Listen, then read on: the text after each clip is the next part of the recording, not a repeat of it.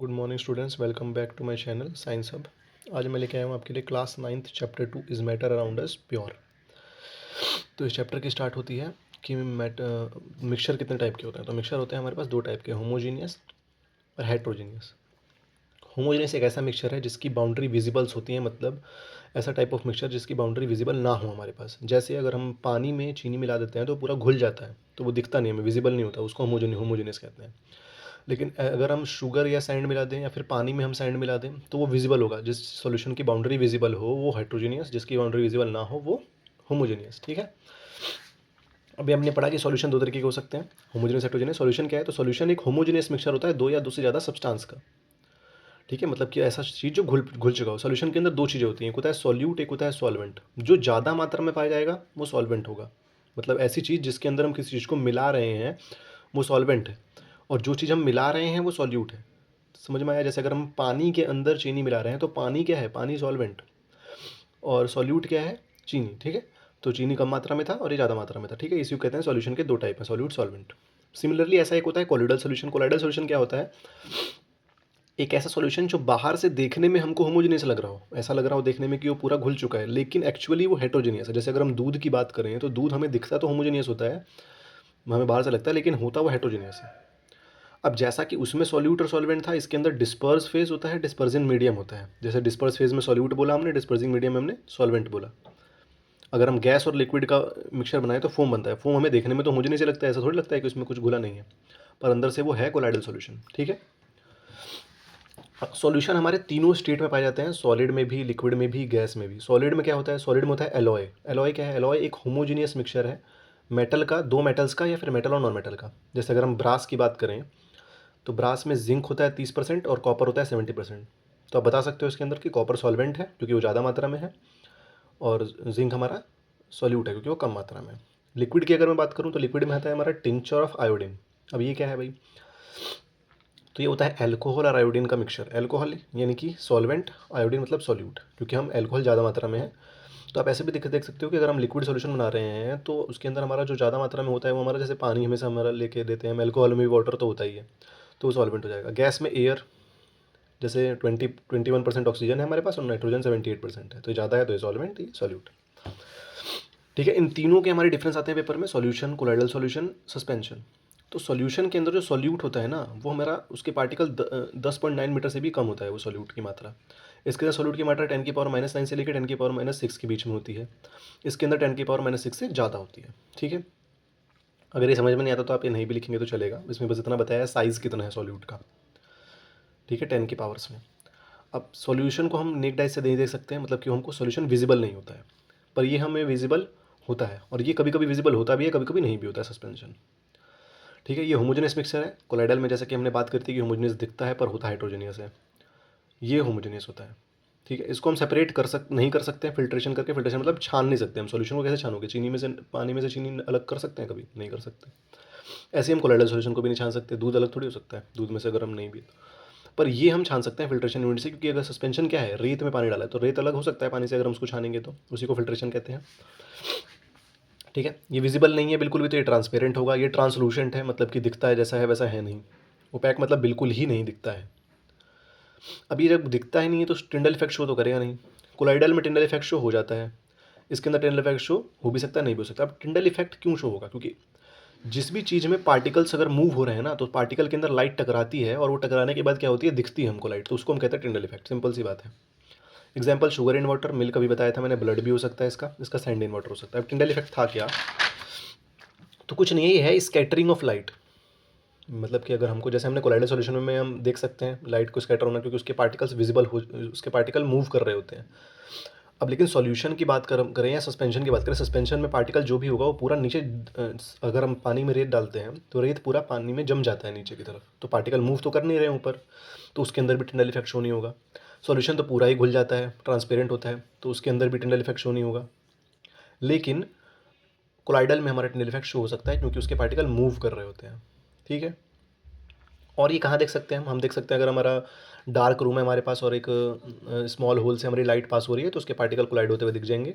या dense canopy में अगर सनलाइट आ रही है तो उसमें भी दिख जाएंगे। ठीक है, दो तरीके के चेंज होते हैं, फिजिकल, केमिकल। फिजिकल चेंज जो इजीली रिवर्सिबल हो जाए, केमिकल जो इजीली रिवर्सिबल ना हो, केमिकल चेंज अगर एक बार हो गया तो वापस से हम उसको रिवर्स नहीं कर सकते हैं।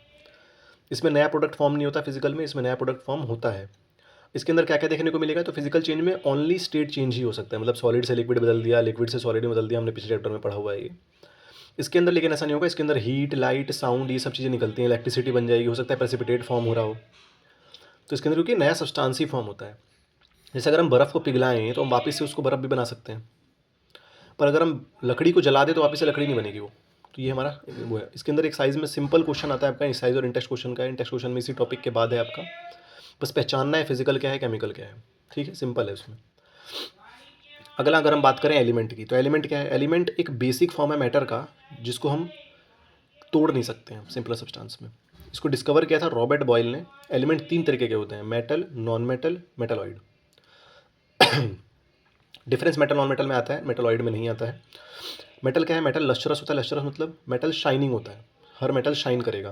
पर नॉन मेटल शाइनिंग नहीं करता, मतलब नॉन मेटल नॉन लस्टरस है। मेटल सोनोरस है, मतलब साउंड प्रोड्यूस करेगा, नॉन मेटल साउंड प्रोड्यूस नहीं करेगा।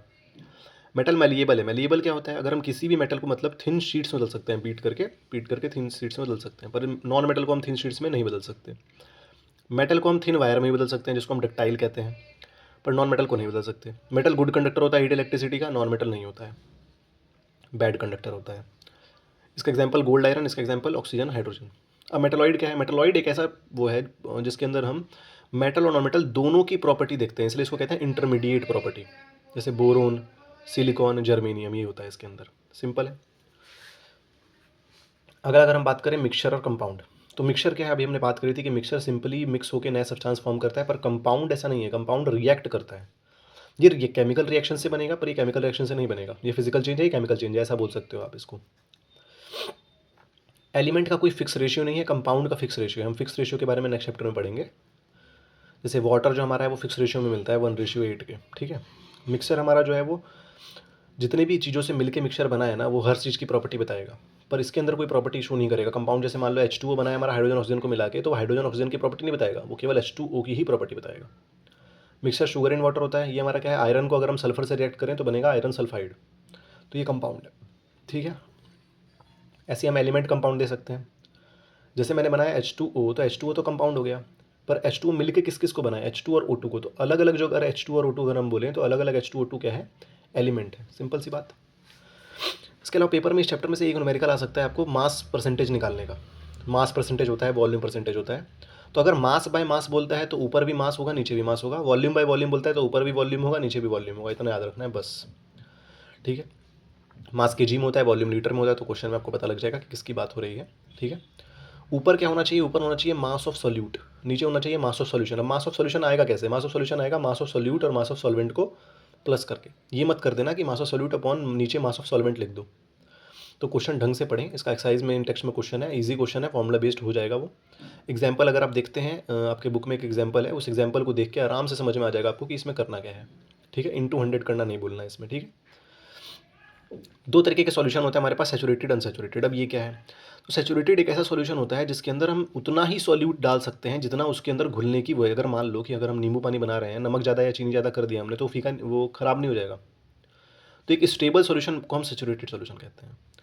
पर अगर अनसैचुरेटेड क्या है कि उसकी मात्रा अगर हम कम या ज़्यादा कर दें तो वो अनसैचुरेटेड हो जाएगा, जितना वो चाहिए उतना सैचुरेशन लेवल जितना उसमें नहीं है, तो अनसैचुरेटेड है।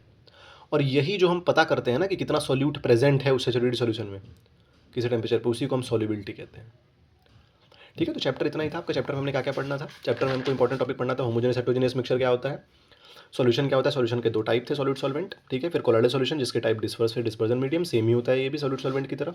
सॉल्यूशन तीनों स्टेट में पाए जाते हैं, एलॉय, टिंचर ऑफ आयोडीन, ये हमने पढ़ लिया। इन तीनों का डिफरेंस पूछते हैं पेपर में, सॉल्यूशन, कोलोइडल सॉल्यूशन, सस्पेंशन का, ये भी याद कर लेंगे। फिर टिंडल इफेक्ट में कभी कभी सवाल आ जाता है, वैसे ज़्यादा इंपॉर्टेंट नहीं है Tyndall effect. Physical chemical change क्या होता है, सिंपल क्वेश्चन आएगा, आपको डिटेक्ट करना होगा फिजिकल केमिकल चेंजेस में से, ठीक है। अगला आप पूछेंगे कि एलिमेंट के 3 टाइप्स हैं, मेटल नॉन मेटल में डिफरेंस आ जाता है आपका, ठीक है। मेटलॉइड क्या होता है, एक्सेप्शन केस पढ़ लेना कि ऐसा कौन सा मेटल है जो लिक्विड में होता है रूम टेम्परेचर पे, तो वो है मरकरी, ठीक है। याद रखेंगे ये बात, लिख लें कहीं पे आप ये, कि ये वाला क्वेश्चन आ जाता है कि ऐसा कौन सा मेटल है जो रूम टेम्परेचर पे लिक्विड होता है, तो मरकरी होता है ऐसा मेटल, ठीक है भाई। और नॉन मेटल कौन सा होता है ऐसा, आपके बुक में लिखा हुआ है, इसको आप बताएंगे, कमेंट करेंगे। मिक्सचर कंपाउंड, मिक्सचर कंपाउंड क्या होता है, तो मिक्सचर कंपाउंड में डिफरेंस आ जाएगा, एलिमेंट कंपाउंड में डिफरेंस आ सकता है। इसके ऊपर एक छोटा सा न्यूमेरिकल मिल जाएगा। ये ईजी क्वेश्चन है, आप एग्जाम्पल, आप मास बाय मास परसेंटेज जहाँ निकाला है, आप एग्जाम्पल है आपके बुक में एक, आप उसको देखेंगे आराम से समझ में आ जाएगा, इसमें कुछ नहीं है। जिसको समझना है वो कमेंट कर सकता है, मैं इसके लिए अलग से सेपरेट वीडियो बना दूंगा एक। सैचुरेटेड अनसैचुरेटेड सॉल्यूशन क्या होता है, सिंपल है, इनके बीच में डिफरेंस आ जाएगा। ठीक है, तो इस चैप्टर में इतना ही था। हम मिलते हैं आपके पास नेक्स्ट वीडियो में चैप्टर 3 के साथ। ठीक है, तब तक के लिए चैनल को सब्सक्राइब करें, लाइक करें, बेल आइकन को दबाना ना भूलें। जय हिंद।